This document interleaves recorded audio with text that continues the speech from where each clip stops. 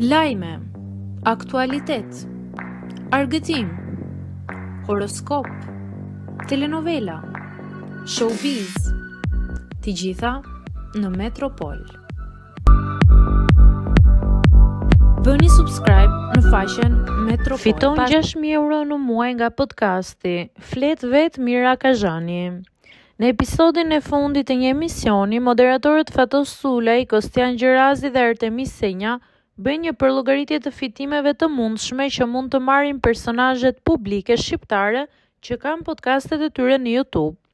Lapsit nuk i shpëtoi as Mira Kazhani, e cila është ndër gazetaret e para që ka krijuar podcastin e vet në Shqipëri dhe ka nisur transmetimin në YouTube që prej vitit 2021.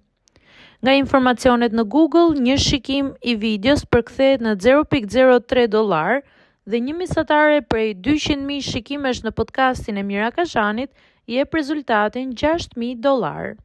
Mirëpas, vetë moderatorët nuk u bindën shumë prej llogarive të tyre.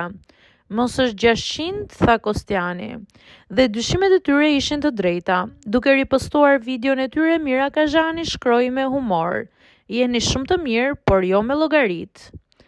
Prandaj shifra e $6.000 apo euro le të themi që është e egzageruar. Përllogëritja e fitimit është paksa më e ndërlikuar dhe me më shumë ndryshore. Si fillim, në Shqipëri, një podcast nuk fiton direkt nga shikimet në YouTube, sepse nuk ka reklama aktive. Më pas, fitimi varet kryesisht nga sponsorët, donacionet, abonimet dhe monetizimi i llogarisë. Shifra e €6.000 me siguri nuk është e pamundur, por do pak punë për t'u arritur. Dhe s'do mend kjo punë, përndryshe do kishim të gjithë në një podcast.